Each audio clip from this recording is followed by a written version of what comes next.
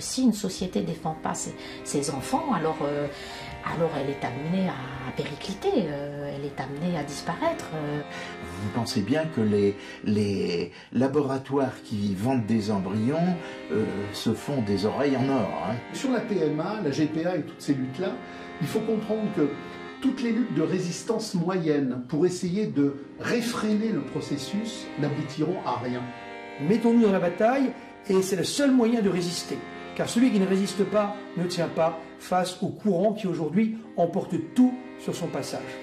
Il sera question de ce qui est aujourd'hui menacé par une oligarchie criminelle sans pitié qui s'attaque, comme on le sait maintenant depuis quelques années, aux enfants à l'école et dont le projet final en fait est de fabriquer de fausses créatures humaines en laboratoire, faisant fi de toutes les transmissions culturelles et spirituelles que nous avons eu le bonheur en tant qu'humanité complète et diversifiée de vivre depuis le début de cette humanité.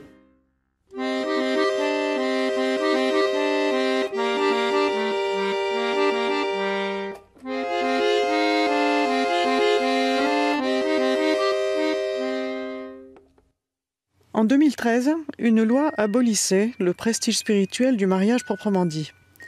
Le côté parodique du mariage gay ne dérange pas ceux qui ont voulu la loi, il s'agissait simplement d'une percée pour une minorité, considérée jusque-là dans toutes les civilisations comme hors norme, mais qui maintenant veut constituer une caste, aspirant à tous les pouvoirs en tant que telle, et imposer sa tyrannie aux autres par un renversement progressif des normes et la modification des lois.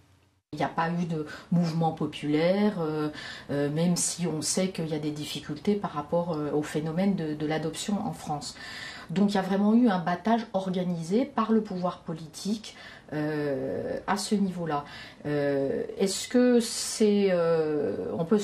il faut se poser la question de pourquoi ce battage. Je pense qu'il y a plusieurs niveaux. Il y a dans un premier niveau de lecture certainement une méthode de diversion.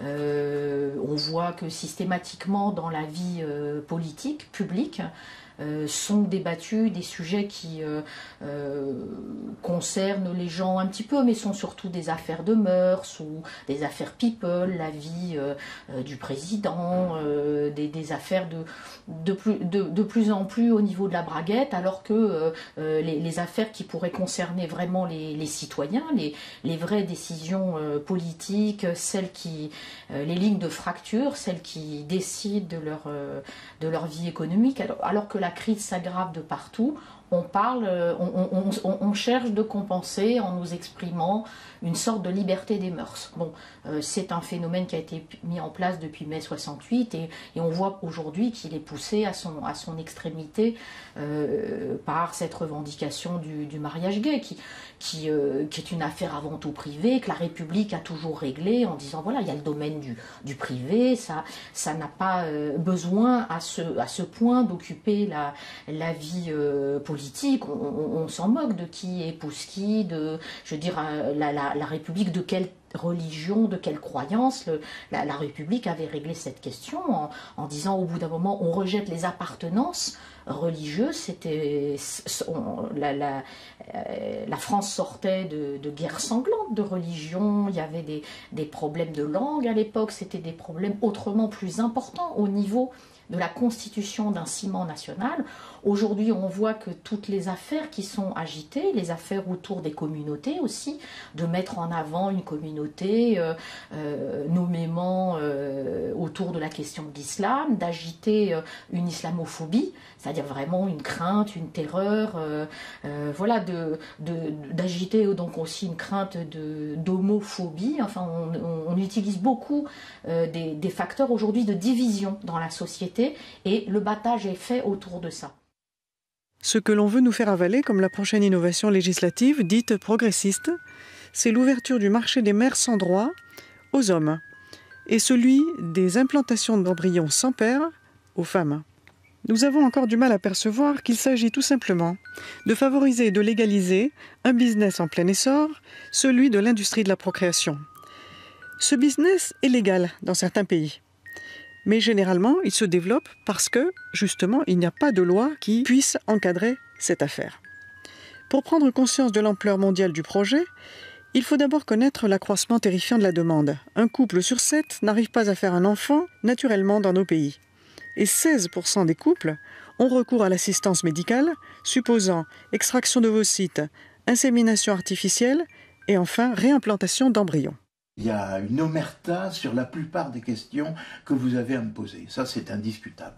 Les stérilités sont devenues massives, d'où pour un certain nombre de personnes, la nécessité de faire appel à toutes sortes de moyens pour essayer d'avoir un enfant. Pourquoi la stérilité progresse? Il y a beaucoup de raisons, mais la raison principale, c'est évidemment le fait que nous sommes en train de modifier le bioéquilibre de la nature. On est en train de détruire l'équilibre de la nature. Pourquoi et comment? Alors, on le fait par les pesticides, mais aussi par l'intermédiaire des contraceptifs oraux et des traitements substitutifs de la ménopause, les veaux engraissés avec des hormones, les poulets engraissés aux hormones. Évidemment, une partie est détruite par les organismes, mais une partie subsiste à des quantités absolument infinitésimales. Mais il faut bien comprendre que certaines espèces sont extrêmement fragiles. On vous a appris très récemment que à peu près 50% des espèces animales avaient disparu dans les 50 années qui nous viennent. Ça correspond à l'arrivée de la pilule. Exactement. Le fait que on déverse des tonnes et des tonnes d'hormones féminines dans la nature fait que les mâles se féminisent.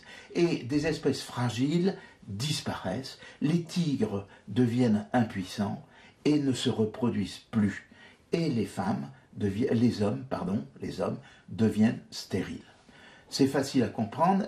On voit dans tous les estuaires, on a fait des prélèvements dans tous les estuaires des fleuves, on a vu que les poissons changeaient de sexe. Les mâles se féminisaient ou devenaient intersexués et n'étaient plus capables de se reproduire.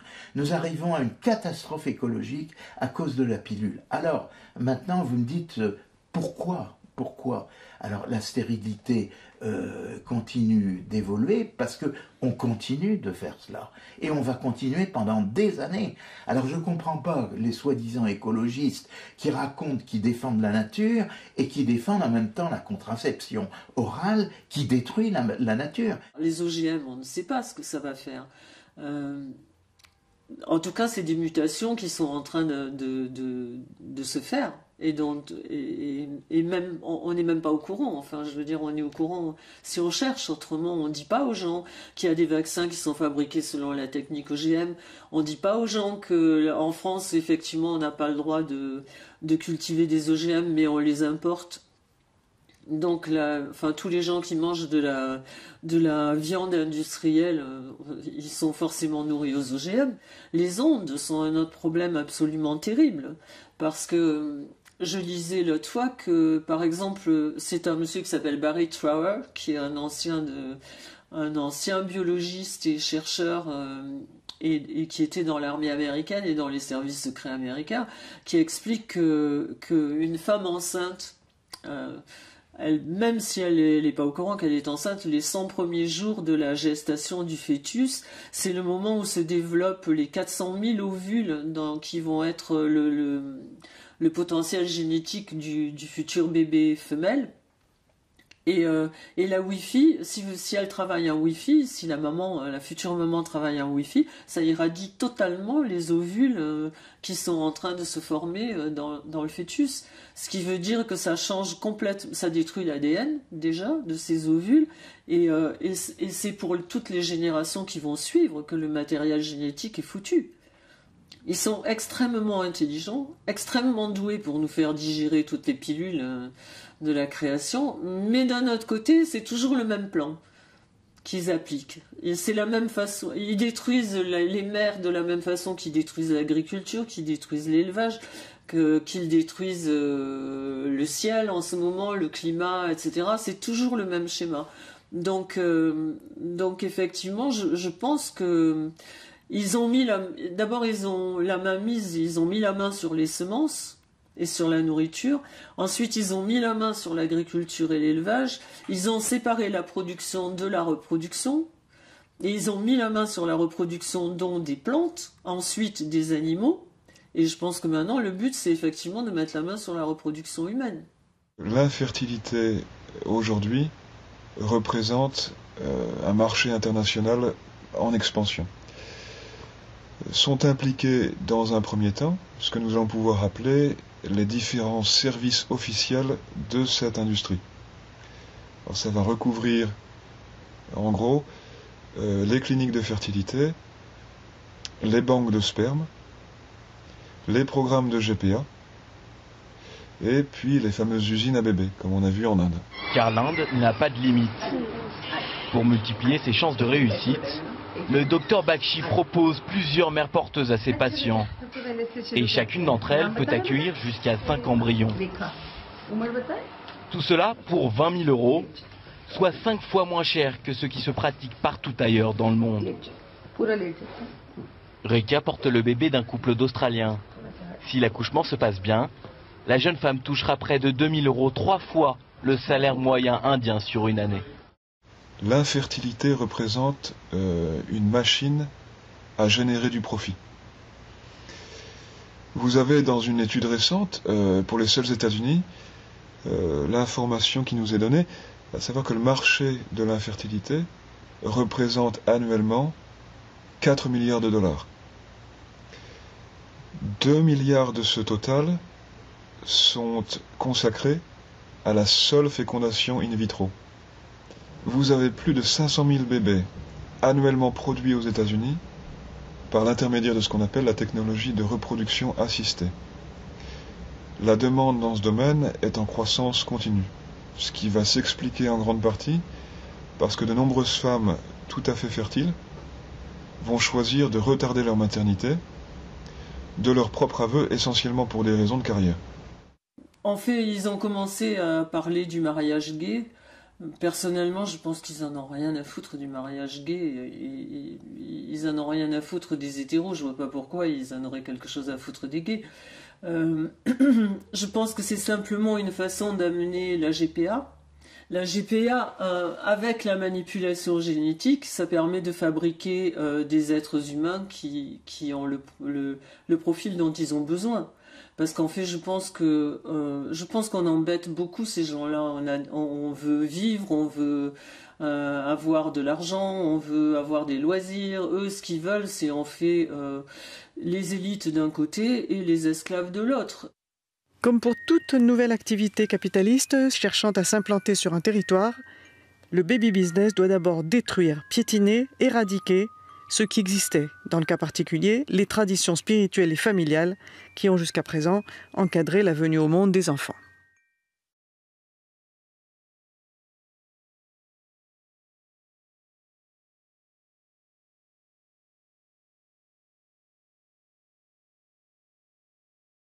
Je suis sûr que si on projetait à la télévision une seule fois ce qu'était un avortement, enfin je veux dire on en fait 250 000 en France, on pourrait bien nous en montrer un quand même à la télévision, s'il y avait une forme d'honnêteté dans les médias.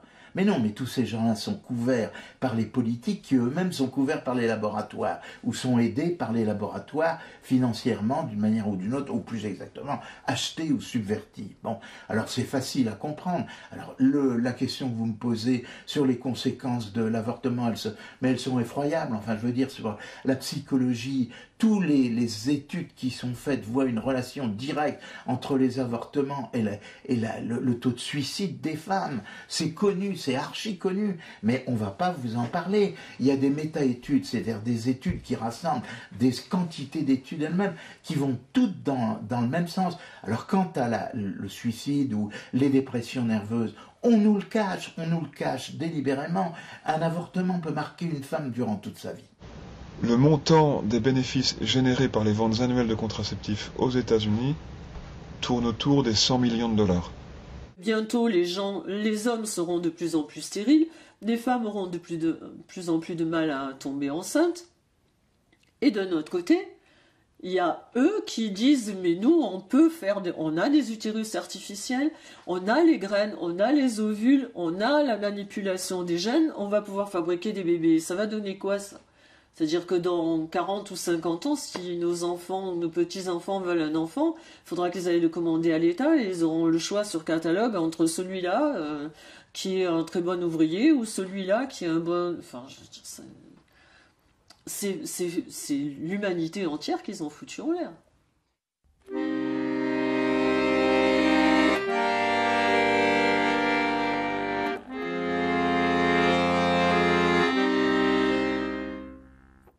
Depuis une dizaine d'années aux seuls États-Unis, en moyenne annuelle, les avortements chirurgicaux, donc sans rien dire, puisqu'on ne le peut pas, des avortements médicamenteux, tournent autour d'un peu plus d'1 million. Vous avez 450 millions de dollars dépensés chaque année pour les seuls avortements de premier trimestre. Le coût annuel des avortements tardifs, donc de deuxième et troisième trimestre, s'élève à près de 400 millions de dollars. Autrement dit, chaque année aux seuls États-Unis, l'industrie de l'avortement engrange quelques 850 millions de dollars sur le sang des enfants conçus.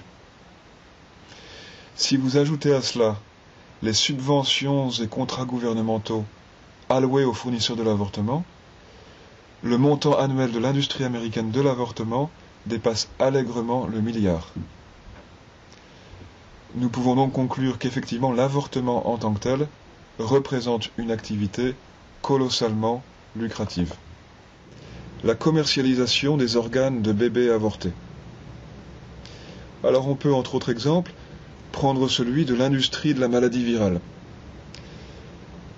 La chose a été délibérément cachée au grand public jusque très récemment. Mais le fait est que la plupart des vaccins dispensés aujourd'hui à travers le monde, donc des vaccins les plus courants, contre les hépatites A et B, contre la varicelle, contre la grippe aviaire, sont élaborés à partir d'organes de fœtus humains avortés.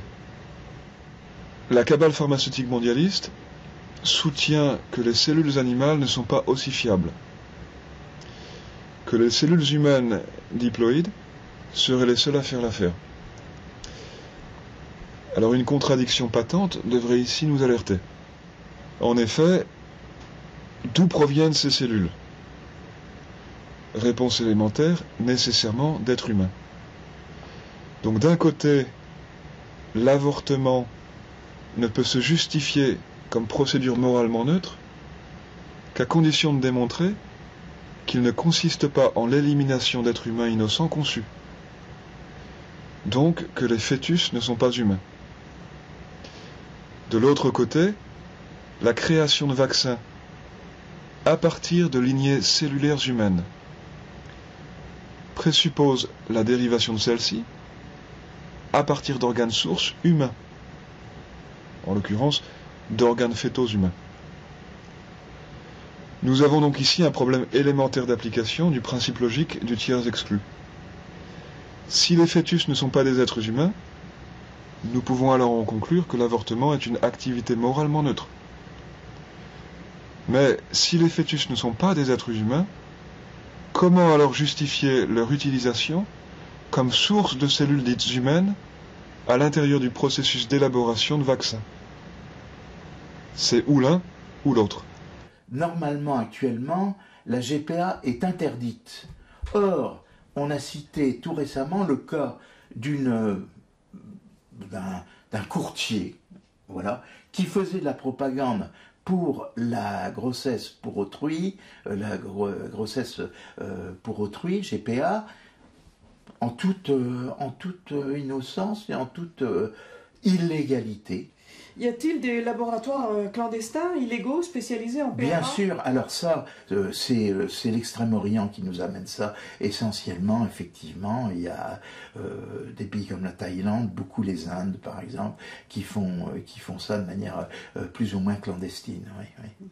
Alors vous avez en ordre décroissant de nombre d'infrastructures médicales officiellement connues, tout d'abord l'Inde, avec ses quelques 26 centres hospitaliers de fournisseurs d'embryons, puis la Chine, les États-Unis, la Thaïlande et l'Indonésie et Israël.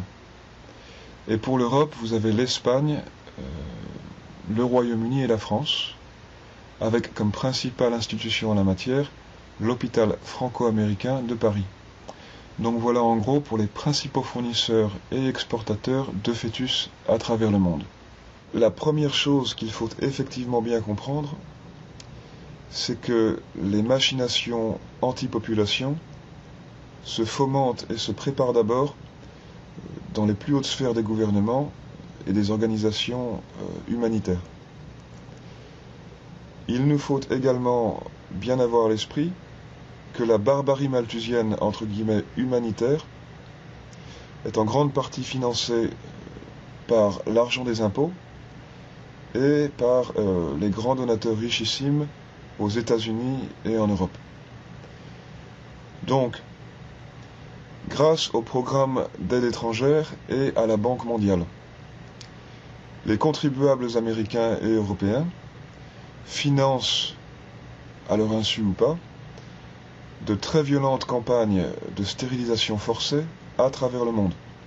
Il convient enfin de noter que l'UNICEF profite des catastrophes touchant les pays les plus pauvres pour aller initier des programmes de vaccination en masse. Il y a 2 exemples récents. Le premier aux Philippines, où après le passage du dernier typhon qui dévasta Tacloban et les régions voisines, c'était en novembre 2013, l'UNICEF lança un programme de vaccination de masse avec la distribution de quelques 800 000 doses de vaccins oraux anti-polio. Ce, en dépit du fait qu'aucun cas de polio n'avait été déclaré aux Philippines depuis 1993. Les personnes ainsi vaccinées vont recycler le virus dans les systèmes d'égout, ce qui provoquera finalement la maladie réelle que le vaccin est censé prévenir. Donc c'est toujours la même logique de l'inversion, la même logique du cheval de Troie malthusien à faux visage humanitaire.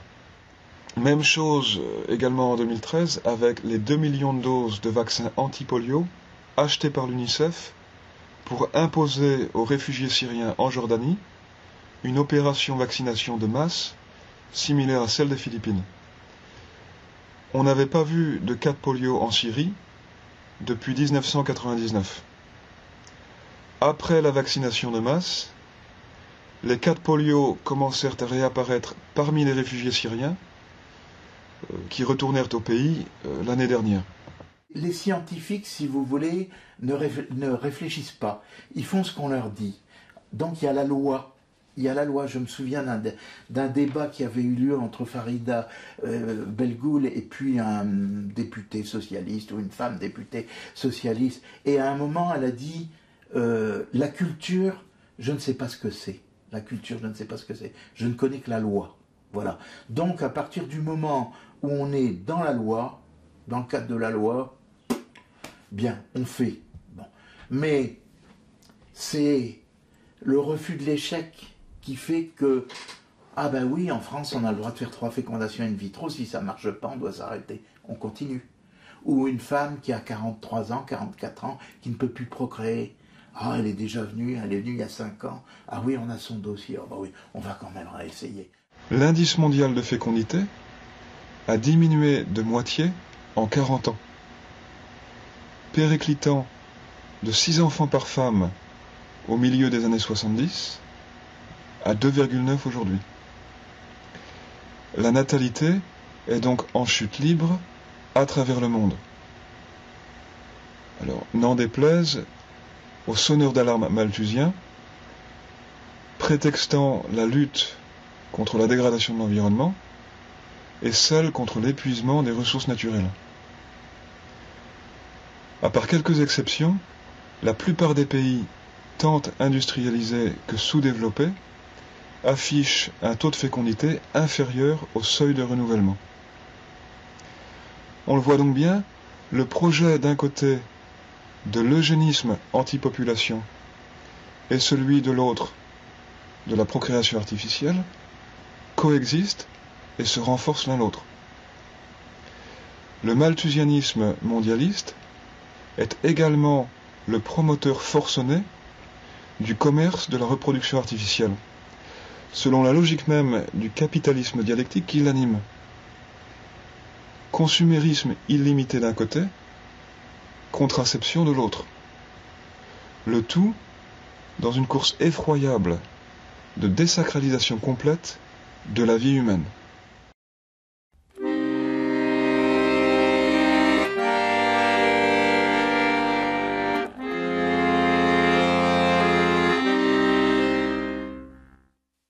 L'adoption internationale, très à la mode jusqu'à ces dernières années, est un fiasco.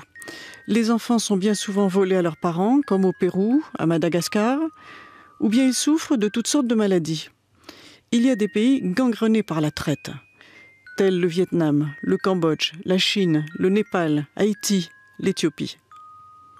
Voilà comment on arrive à des chiffres effarants.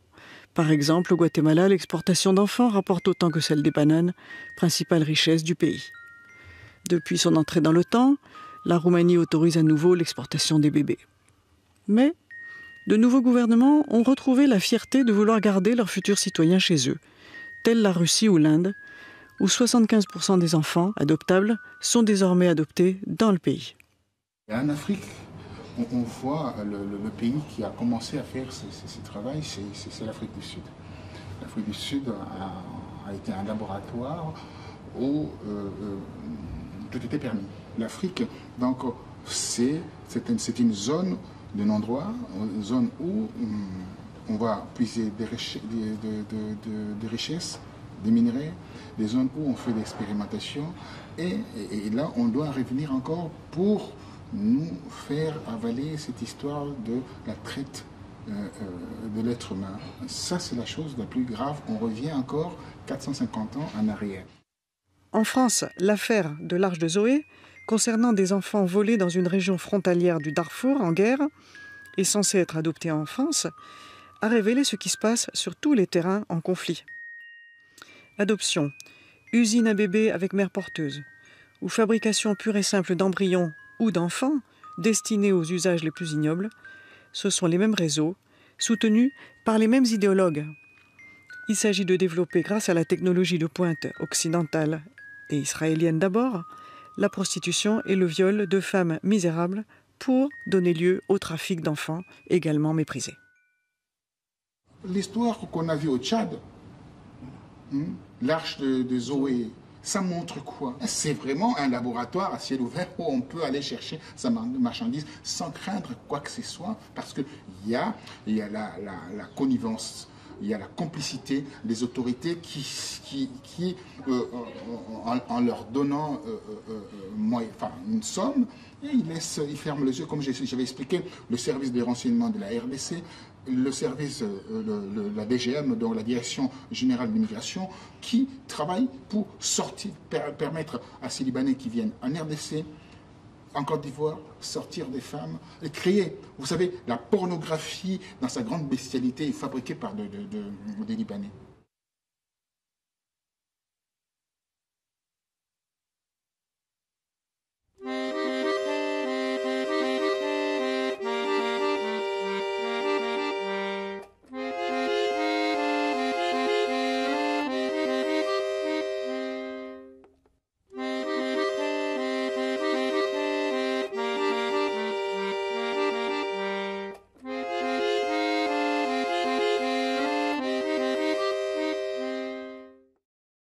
Sur Internet, en français ou dans des bureaux en plein quartier latin, à 300 mètres de l'Assemblée nationale, vous trouverez les agences spécialisées qui visent particulièrement la clientèle des homosexuels. Alors à tout seigneur, tout honneur, entre guillemets, commençons par accuser tous les gouvernements occidentaux. Tous sont en effet impliqués aux avant-postes du projet mondial de réduction de la population, qui est un des piliers du nouvel ordre mondial. Les gouvernements occidentaux sont donc les premières instances impliquées dans la mise en œuvre de la philosophie malthusienne à travers le monde. Vous avez par ailleurs les médecins de l'ONU, la caste des médecins du secteur public regroupant donc différentes cabales associatives médicales nationales, la Fondation Rockefeller, la Fondation des Gates, la Fondation des Nations Unies. Vous avez encore le réseau de fondations créé par le philanthrope milliardaire George Soros. Vous avez la Banque mondiale, l'Organisation mondiale de la santé, le Fonds des Nations Unies pour la population, l'UNESCO, l'Alliance globale pour les vaccins et l'immunisation, le Conseil de la population, l'Agence américaine pour le développement international. Vous avez encore Médecins sans frontières, l'Association internationale des fabricants de produits pharmaceutiques. Vous avez la Fédération européenne des associations et des industries pharmaceutiques. Et puis on pourrait encore citer le Consortium pour la fièvre hémorragique virale. Mais évidemment, la liste continue. Cette GPA est l'accomplissement technique qui a été anticipé par tout un ensemble d'écrivains et accomplissement d'une modification morale et sociale qui avait elle-même été anticipée aussi par tout un ensemble d'écrivains qui ont bien vu les crises familiales ou la crise du modèle familial que constituait l'arrivée notamment de la norme argent, de la valeur argent, qui permet donc de marchandiser les rapports sociaux et donc les rapports familiaux aujourd'hui. La possibilité technique du bébé éprouvette ne mène pas à cet accomplissement de la maternité de femmes qui seraient frappées par le destin, mais il sert en réalité, il servira surtout à une industrialisation de la production des enfants telle que l'a anticipé de manière extraordinairement frappante Aldous Huxley dans Le meilleur des mondes. L'époque est tout à fait particulière, mais cela n'a rien d'original. Je veux dire, c'est depuis les droits de l'homme et du citoyen de la Révolution française, c'est une roue qui a tout écrasé sur son passage. C'est-à-dire qu'on est véritablement passé, je crois que c'est Marx qui disait ça, qui disait que le monde à partir de maintenant n'est plus à contempler, mais il est à transformer. Donc on est dans cette dynamique-là qui depuis 200 ans écrase tout, comme je le dis. L'homme se retrouve isolé, il se retrouve seul, il n'est plus membre d'une société. Les droits de l'homme, voilà. Alors, on en arrive ensuite aux droits des minorités. Voilà, c'est ce qui se déroule, c'est ce qui se passe sous nos yeux. Alors la terminologie est nouvelle, le mode d'action est nouveau, mais tout ça était déjà en germe dans l'esprit des encyclopédistes et des acteurs de la Révolution française. J'ai souvent pour habitude de rappeler cette formule de Marx à propos de Marie Shelley. Marie Shelley, donc, à la fin du XIXe siècle, avait produit ce fameux Frankenstein que beaucoup de gens ont vu à distance comme une épopée romanesque un peu noire. Marx l'avait annoté, lu et relu, et il y voyait quelque chose de radicalement préfiguratif de l'ordre de l'inhumanisation capitalistique achevée. Et l'ordre de l'inhumanité capitalistique achevée, il est de deux styles. Il est à la fois de l'ordre de l'émotion et de l'ordre de l'organique. Quand vous parlez des malformations du cœur, on est dans l'organique, mais effectivement, on ne peut pas créer un être humain de naturalité achevée vraie dans une éprouvette. On ne peut pas créer un être humain vrai dans un rapport sexuel et affectif vrai par des transplantations mécaniques. De la même manière qu'on ne peut pas créer un être humain vrai par une déportation affective qui le casse de ses 9 mois de vie fétale. Donc, ce qu'il faut bien comprendre dans la PMA, la GPA et dans toute cette orgie industrielle du capital, c'est qu'on va non seulement construire des monstres fonctionnels, avec des reins qui ne marcheront pas, avec des cœurs qui ne marcheront pas, avec des systèmes artériels qui ne marcheront pas, parce qu'on aura une mécanique éprouvette anti-humaine. C'est-à-dire des gens qui ont un QI de grenouille et qui en même temps ont soit des muscles de Terminator, soit sont très doués en informatique, soit enfin, je ne sais pas exactement ce qu'ils veulent fabriquer. Mais en tout cas, ça permet de fabriquer ce qu'ils veulent. Il y a aussi des pays où se sont ouvertes des usines à bébés, comme en Inde. La première usine y a ouvert en 2013 et le marché des mères porteuses y est estimé à 1 ou 2 milliards de dollars. C'est la demande des pays occidentaux qui explique ce boom au départ, mais ça se développe dans le monde entier. Il y a une grande demande dans les classes moyennes de beaucoup de pays. Cela n'est permis que par les nouvelles technologies d'extraction d'ovocytes et d'implantation d'embryons. C'est très récent. Actuellement, vous pouvez vous acheter un gosse pour moins de 20 000 $, dont moins de 8 000 pour la mère porteuse. Le Moyen-Orient, et plus précisément Israël, est à la pointe du supposé progrès. Et l'on veut nous faire croire que les enfants achetés comme des chiots et fabriqués en laboratoire comme des robots seront les enfants de vos rêves. Les Israélites, le peuple choisi à l'origine, avait une vocation bien particulière. Le bon Dieu, quand il donne une mission à quelqu'un, lui donne tout ce qu'il faut pour aller au bout de cette mission. Et ils avaient pour eux d'être des accélérateurs de l'histoire, des agitateurs en quelque sorte. Et tout cela devait être mis, évidemment, au service de la révélation nouvelle, au service de Jésus, le nouveau roi des Juifs et roi de l'univers, ni plus ni moins. Comme Jésus n'a pas été reconnu par un grand nombre d'Israélites, eh bien, ils ont conservé cette faculté d'accélérer les choses, d'accélérer les idées. Et c'est ce que nous pouvons constater aujourd'hui. C'est très ambivalent. Vous avez à la fois un mouvement d'accélération et qui fait que les idées mauvaises se propagent, et en même temps vous avez des juifs fidèles qui essayent de protéger la loi de Dieu et qui sont aussi outrés par tout ce qui se passe. La situation israélienne est très compliquée.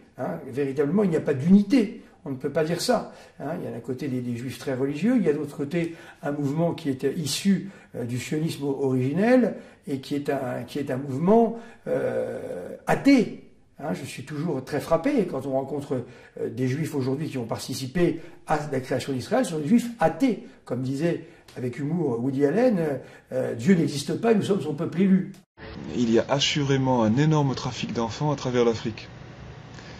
Et la chose est bien protégée. Alors comprenne qui pourra, je n'en dis pas plus aujourd'hui. En 2011, scandale au Nigeria, des mères essentiellement adolescentes ont effectivement été forcées d'abandonner leurs bébés nouveau-nés, donc venus à terme, à des trafiquants d'enfants, donc pour les vendre. Ce qu'on ignore souvent dans cette histoire, c'est que l'opération fut organisée par l'intermédiaire d'une clinique collaborant avec des services internationaux pour l'adoption. Alors, d'après le témoignage des jeunes femmes rescapées, nous savons que les mères de petits garçons reçurent entre 180 et 200 $ pièce une fois l'opération de vente terminée. Quant aux mères de petites filles, elles reçurent entre 150 et 160 $ pièce. Donc nous avons là la valeur de la denrée humaine à l'état natal, selon les trafiquants de bébés nouveau-nés en Afrique.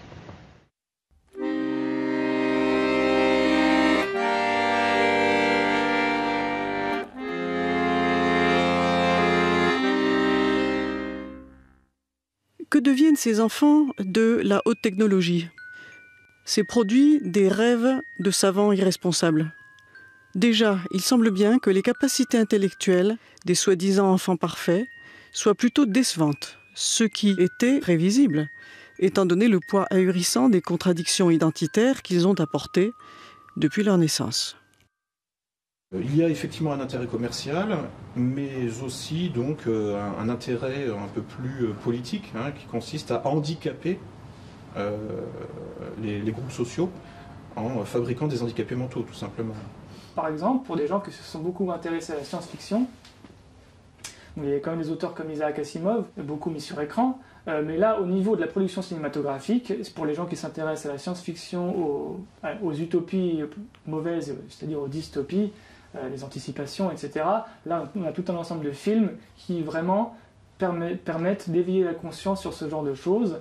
Quand on analyse, par exemple, un film comme Matrix, quoi qu'on en pense, ce film met en scène l'humain robotisé, l'humain soumis aux machines. Pour comprendre la situation actuelle de façon un peu ludique, il y a deux choses à lire. C'est Le meilleur des mondes, Aldous Huxley, et puis 1984 de George Orwell. Bon, là, je dis des platitudes, mais aujourd'hui tout le monde le sait, j'enfonce des portes ouvertes. 9 bébés, apparemment nés de différentes mères porteuses, mais qui pourtant n'ont qu'un seul père. Un scandale d'enfantement en série qui éclabousse la Thaïlande. L'homme est soupçonné d'avoir eu une dizaine d'enfants avec des mères porteuses dans le but de les revendre à leur naissance. Un véritable projet d'usine à bébés. Identifié grâce à un échantillon d'ADN remis par son avocat à la police thaïlandaise, il n'est autre que le fils d'un milliardaire japonais, fondateur d'une société de télécom.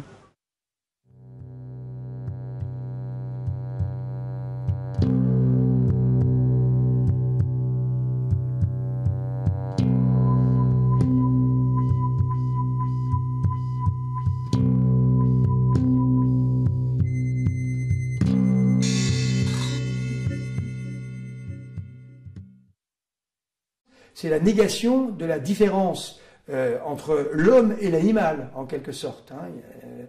Entre l'homme et l'animal, il n'y a pas une différence de nature, mais de degré pour ces gens-là.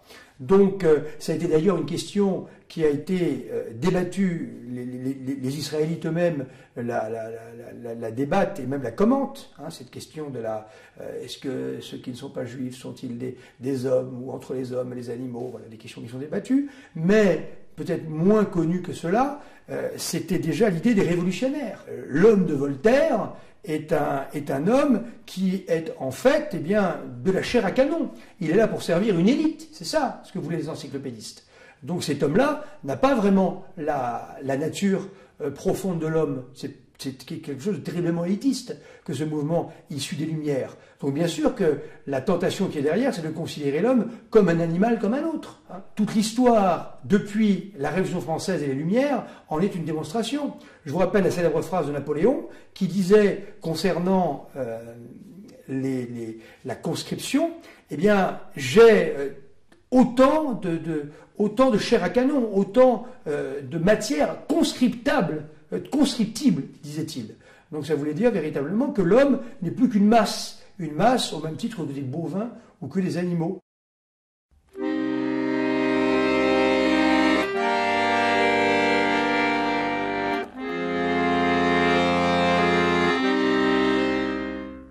Tout d'abord, je pense qu'il faut renommer les choses, c'est-à-dire dans la guerre qui nous est livrée, la question sémantique, l'aspect sémantique est très important.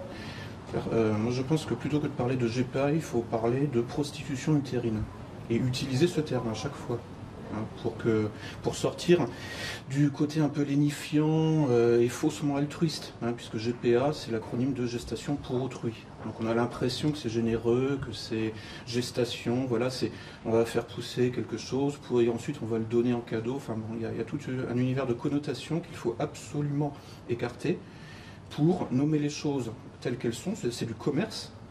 C'est pas altruiste, c'est pas un don, c'est de la prostitution, ni plus ni moins.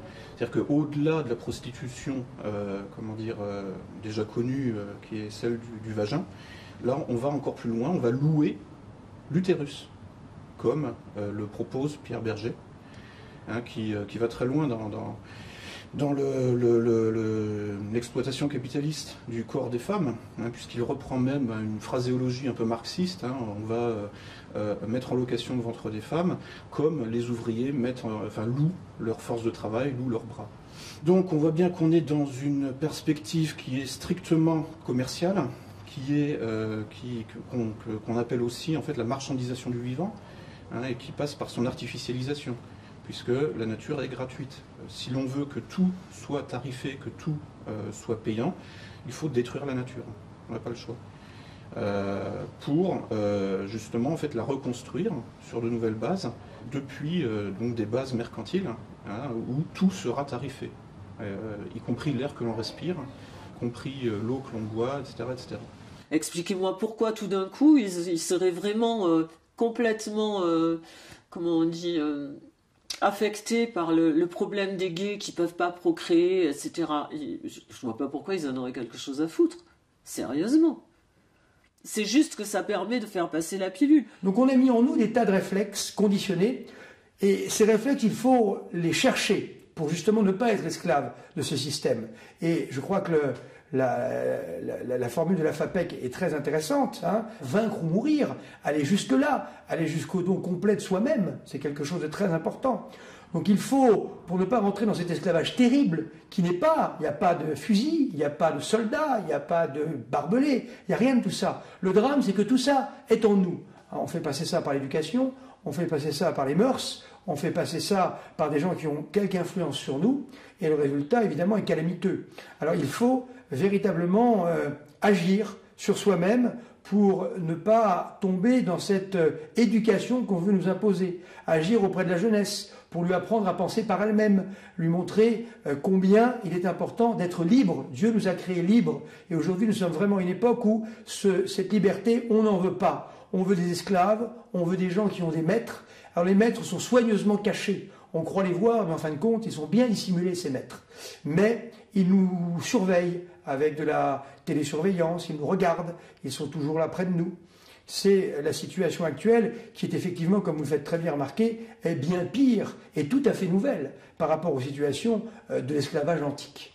C'est bien, effectivement, à partir de là, donc de cette figure du père qui a été détruite, de cette autorité du père qui est en réalité une autorité naturelle, qui a investi la dignité humaine de la famille et qui travaille à la pérennité et la stabilité du cadre familial, à partir du moment où cette figure a été détruite, effectivement, va se mettre en place tout un ensemble de pathologies et donc de réponses à ces pathologies, comme le féminisme, qui aboutit à une théorie du genre, qui en réalité est l'ultime aliénation, qui n'a pas réussi à analyser cette nécessité de l'autorité du père.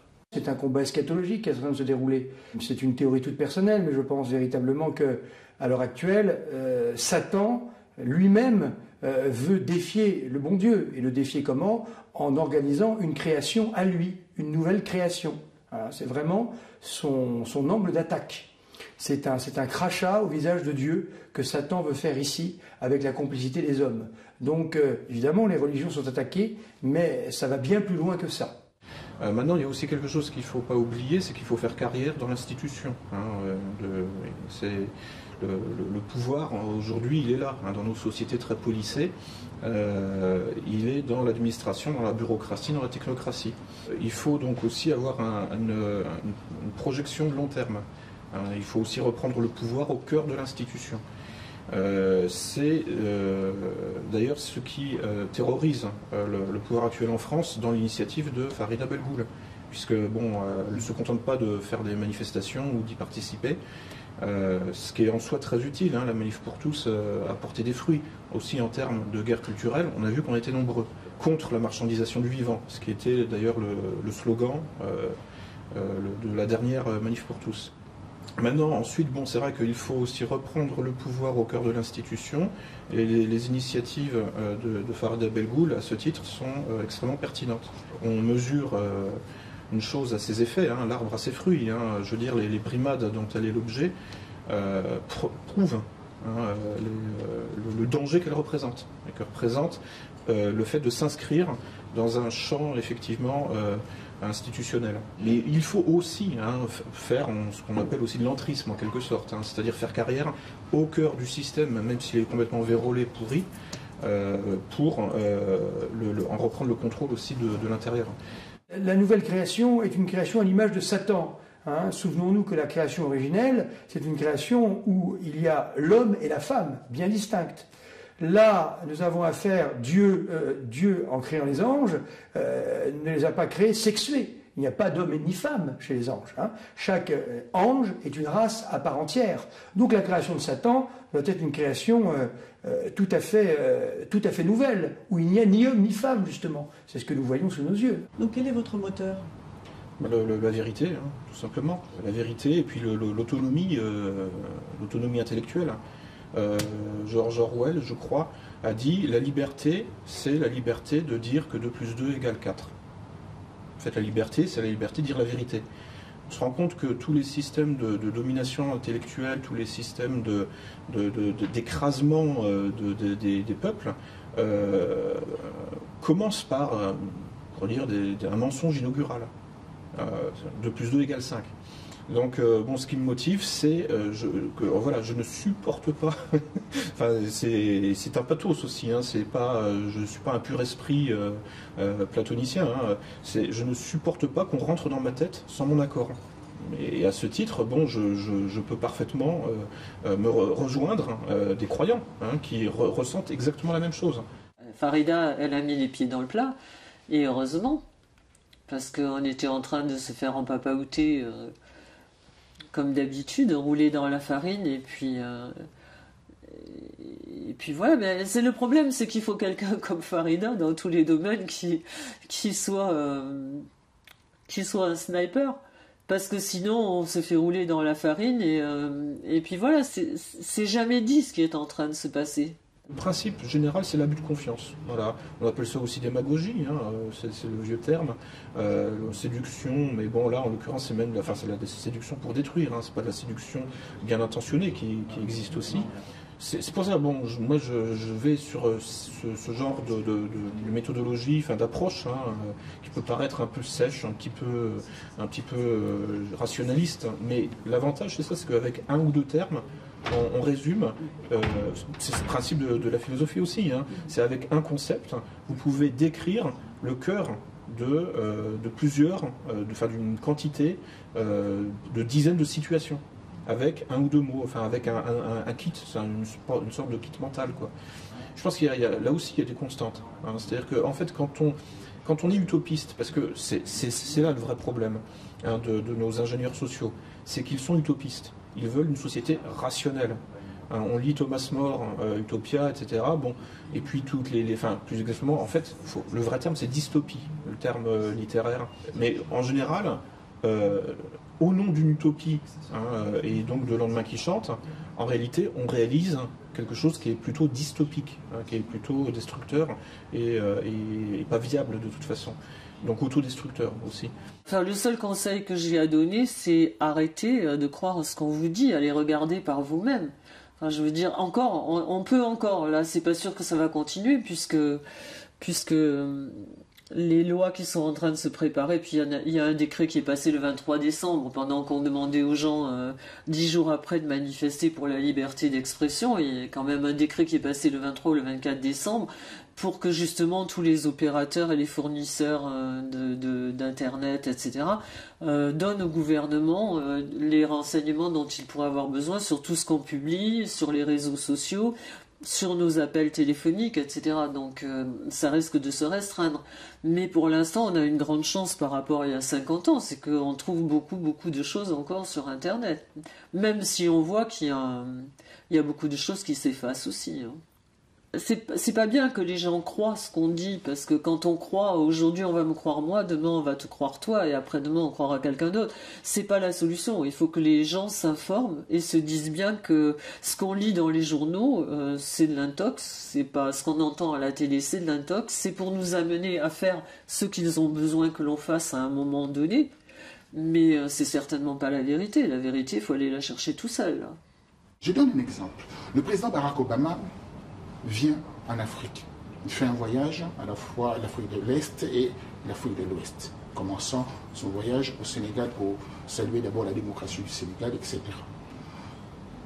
Martel, lors de son discours, au lieu de parler sur le développement, autre chose, Martel dans son discours que le président Macky Sall devait libérer l'homosexualité et de mettre en place des structures, des lois pour favoriser le bien-être des autres. Est-ce que c'est une priorité?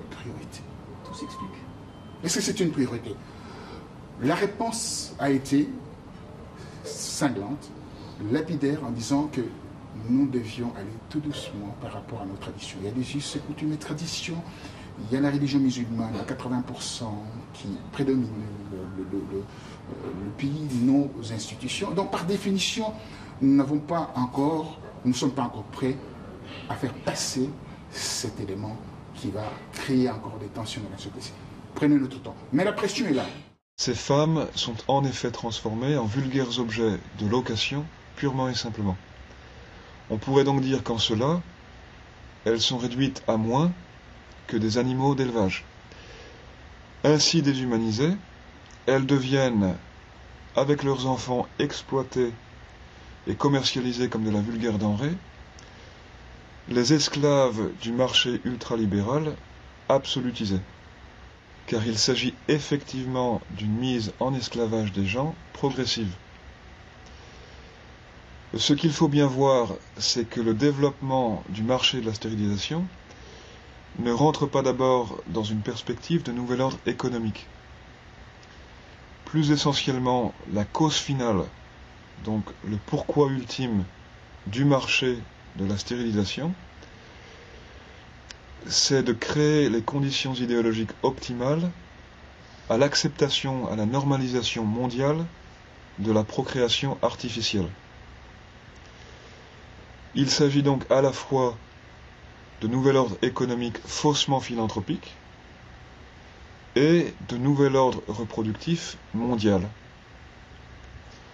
Alors, question de bon sens qui nous vient tout de suite à l'esprit, pourquoi s'en prendre à la procréation naturelle? Réponse qui va droit à l'essentiel, précisément parce qu'elle est un ordre divin. La procréation réelle, qui est la procréation naturelle, est la manifestation d'un ordre divin sous-jacent. Or, le nouvel ordre humain est un nouvel ordre fondé sur l'illusion de la vie sans Dieu. C'est surtout le bon sens qui me guide, parce que j'ai pas quand je démarre sur un sujet, je n'ai pas de connaissances particulières sur ce sujet. Juste, je pense que je suis quelqu'un d'un peu logique, qui n'a pas peur de rechercher pendant des heures et des heures. Donc on finit par trouver les choses, parce qu'en fait, tout est dit, c'est simplement qu'on ne veut pas l'entendre et qu'on ne le sait pas diffusé aux heures de grande diffusion, mais je veux dire, on le trouve dans les brevets, dans les trucs, on voit bien ce qui se passe. Si pendant que vous enlevez, vous rendez les gens dépendants des semences que vous fabriquez, que vous leur enlevez toutes les cultures vivrières et que les séquences ADN de toutes ces graines qui sont le patrimoine de l'humanité, qui font que l'humanité, depuis le début, les gens arrivent à vivre en autarcie, à se nourrir, etc.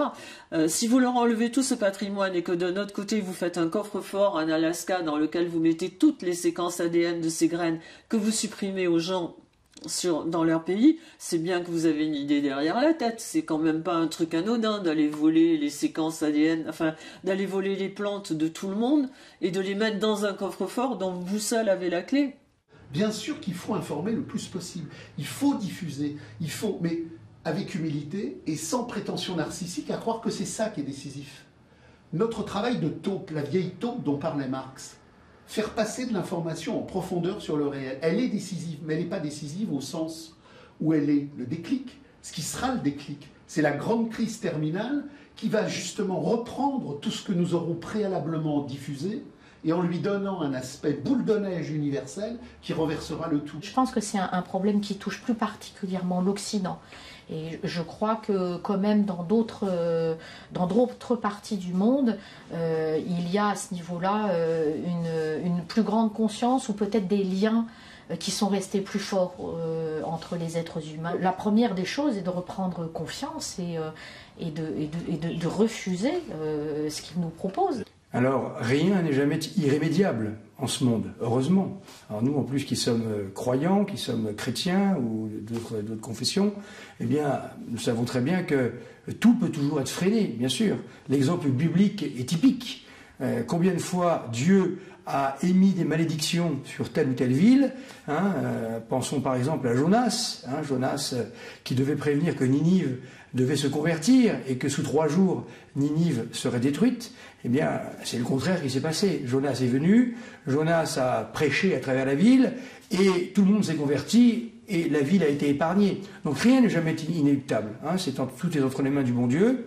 Mais seulement, une chose est certaine, c'est qu'il faut lutter, il faut combattre. Et combattre en prenant des risques. Si on ne prend pas de risques, rien ne se passera, bien évidemment.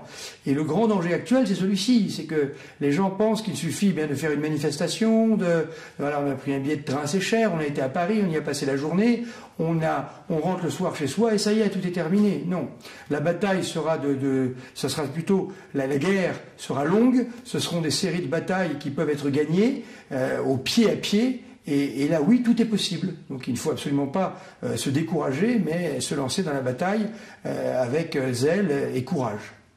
Écoutez, de toutes les façons, le bon Dieu a mis en nous une conscience, même si aujourd'hui elle est tellement étouffée qu'on se demande parfois si elle est véritablement là, mais la conscience est là. C'est comme quand on doit atteindre un point très loin. On doit aller, je ne sais pas moi, on doit aller à une ville très éloignée, on est à pied, on va marcher. Chaque fois que l'on regarde cette ville, on se dit « Ah, qu'est-ce que c'est loin ? Qu'est-ce que c'est loin ?» plus que 400 km à faire à pied. Ceux qui sont des pèlerins le connaissent très bien, cette situation-là.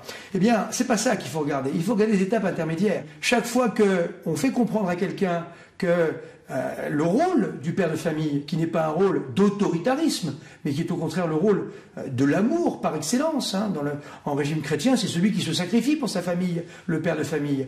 Quand on arrive à faire comprendre tout cela à des jeunes, à des enfants, à de jeunes couples qui sont très demandeurs de tout ça, eh bien, la bataille est en quelque sorte en train d'être gagnée.